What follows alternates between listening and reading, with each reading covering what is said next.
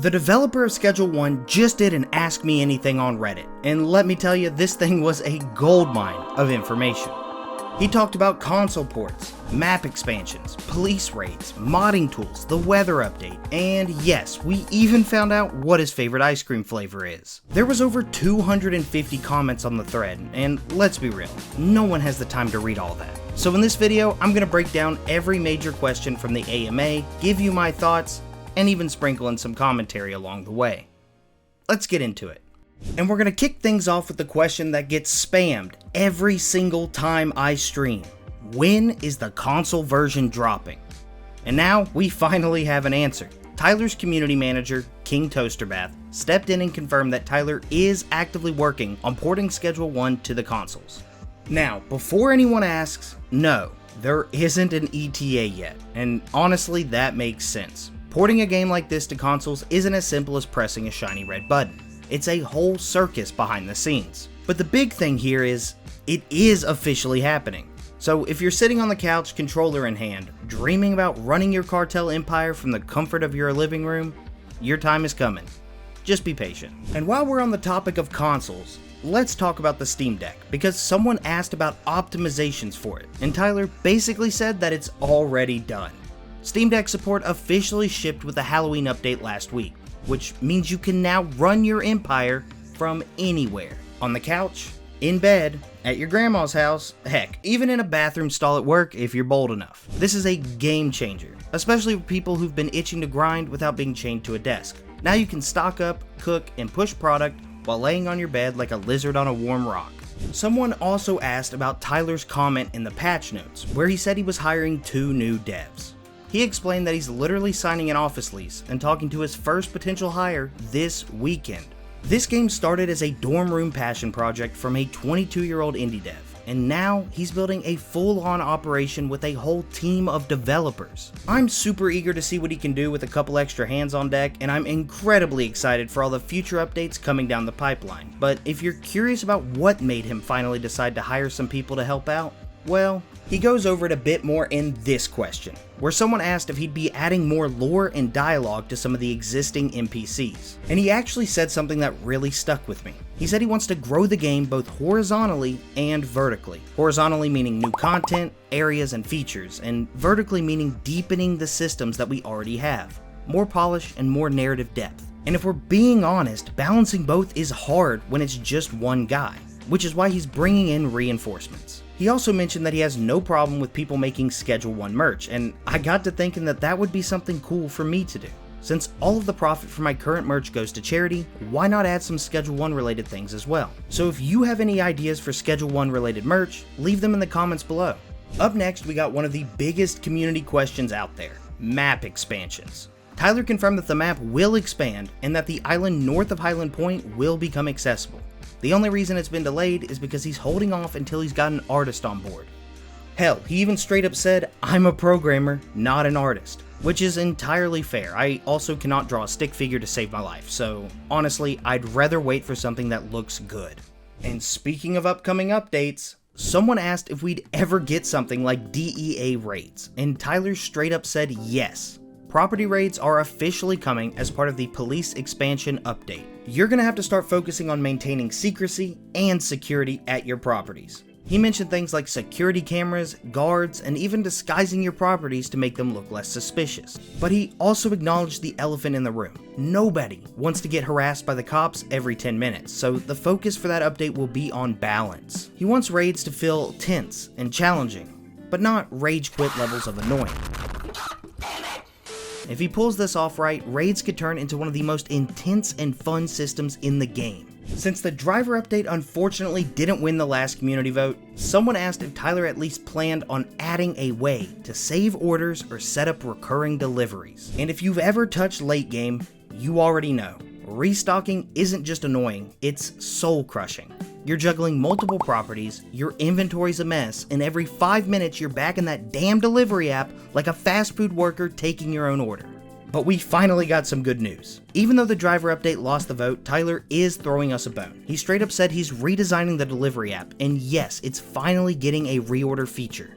which means no more manually punching in the same 15 items every single time. No more scrolling through that cursed list like you're speedrunning carpal tunnel. Tyler even admitted that it sucks right now. So it's clear this redesign is a top priority, and honestly, this one change alone could save late game players hours upon hours of tedious restocking, so thank you. And speaking of community votes, someone asked if he plans on continuing them all the way up to release, and Tyler didn't even hesitate. He said, of course. But there's a catch. Not every update will be decided by a vote. He explained that sometimes there will be seasonal updates, surprise drops, and even just straight up bug fix patches just to polish everything up and keep the game running smooth. And I honestly think that's kind of the perfect balance. We still get a say in what comes next for the major updates, but he's also got the freedom to drop updates out of nowhere to keep things fresh. So the era of community votes isn't going anywhere, which I'm super happy for. It's one of the things that makes this game so unique.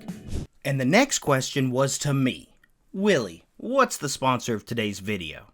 And the answer is Raycon. Raycon's everyday earbuds have become a go-to gift for the holidays. They sound great and last all day with 32 hours of battery life, and they actually stay comfortable no matter how long you wear them. They sent me a pair of their earbuds and I actually use them every day at work. I have an IT job, so I've started using the Raycons while I fix computers. The battery life lasts through my entire shift, the sound quality and built-in microphone are excellent, and the ergonomic fit means they fit well for all 8 hours. They're so comfortable I honestly forget I'm wearing them sometimes. Over 4 million people already have a pair, so if you've been curious, now's the time to try them out.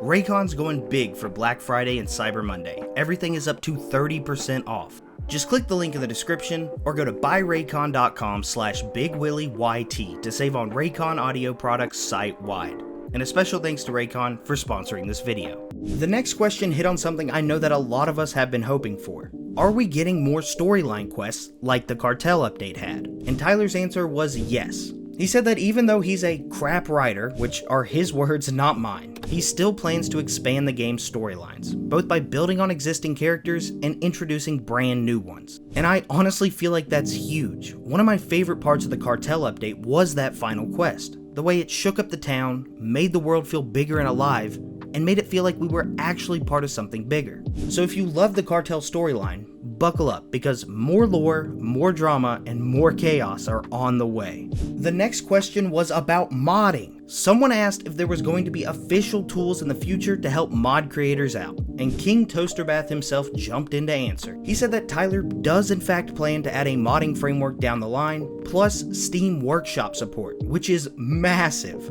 Right now, the modding community for Schedule 1 is already thriving. There is an entire Discord for it, but this would take it to an entirely new level. I'm talking easier installs, cleaner updates, and one-click downloads. Absolute cinema. And if you've been wanting to dip your toes into mods but don't know where to start, I've got you. I already have 2 full modding videos on my channel, and if you run into any issues, my Discord has an entire channel dedicated to mods where you can ask for help. So in short, official modding support and workshop integration are on the way. Alright, next, let's talk about one of the most annoying pain points in Schedule 1. Storage. Somebody asked if we're ever going to get bigger shelves because, let's be honest, those tiny ones start feeling a little inadequate in the late game. I'm sorry, but personality can't always make up for a lack of size. Tyler said it's definitely on the horizon, but he does want to be careful. He said he doesn't want to make everything too space efficient and end up devaluing the late game properties, the ones you're supposed to actually need once you start scaling big. That said, he also made it clear, larger capacity storage options are coming, especially for the late game. So no more cramming 400 bricks onto a dinky little shelf like a hoarder. The future's about to look a lot more organized. The next question was about the weather update, which was originally supposed to drop back in August, but it did get delayed when Tyler decided to focus on the cartel update more instead. Tyler said the weather update probably isn't happening this year, but it's going to be one of the first big things he tackles early on next year. So yeah. No rain just yet, but soon we'll be cooking under storm clouds, making shady deals in the fog. The vibes are going to be immaculate, and I welcome any update that makes the world feel more alive in Highland Point. The next question was about one of the things that gives Schedule 1 a ton of its personality, the mix effects. Someone asked where Tyler got his inspiration from, and his answer was that most of the effects were just goofy ideas that he thought would be funny, which based on almost everything else in the game, completely checks out. However, a few of the mix effects and ingredients were inspired by popular media. For example, the chilies are a nod to Jesse Pinkman's special mix from Breaking Bad. Tropic Thunder is a reference to the Robert Downey Jr. movie. And Cuke is straight out of the IT crowd. He also went on to drop a pretty wild fact. A few months before release, there wasn't even a mixing system in the game, but then he realized how much more fun it'd be to let players design their own drugs, mix random stuff together, and see what kind of cursed concoctions they could make. So he quickly went to work, fully building the system from scratch. And honestly, I'm glad he did, because that one decision is a huge part of what makes this game so unique.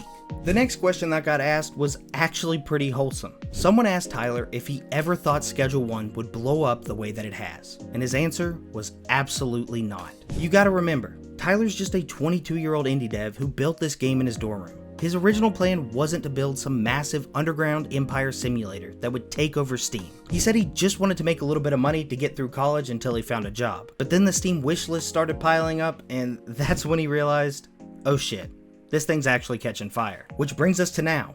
A dorm room side project turned full-on cultural phenomenon. One of the most played games on Steam this year. Kinda crazy. And that brings us to the most important question of all.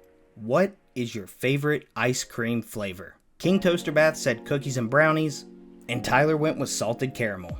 Which in my opinion are pretty weak ass answers. I'm a Rocky Roads kind of guy. I don't know how you can get off on salted caramel or just cookies and brownies, but I digress. Because that's the whole AMA.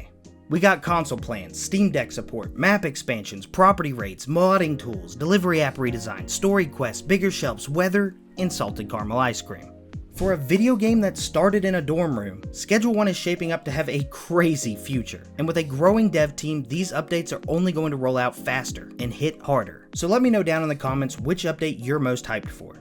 If even half of these features make it into the game next year, Schedule 1 is going to level up in a massive way. If you enjoyed the breakdown, make sure to join the Discord in the description below to talk shop with the rest of the flock. Big stuff is coming, and trust me, you won't want to miss it. That's all I got, and as always, stay silly, y'all.